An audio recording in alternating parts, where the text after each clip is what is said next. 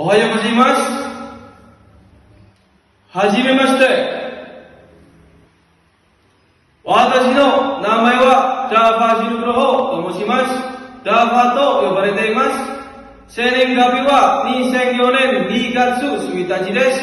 年は20歳です。身長は168センチメートルです。体重は64キログラムです。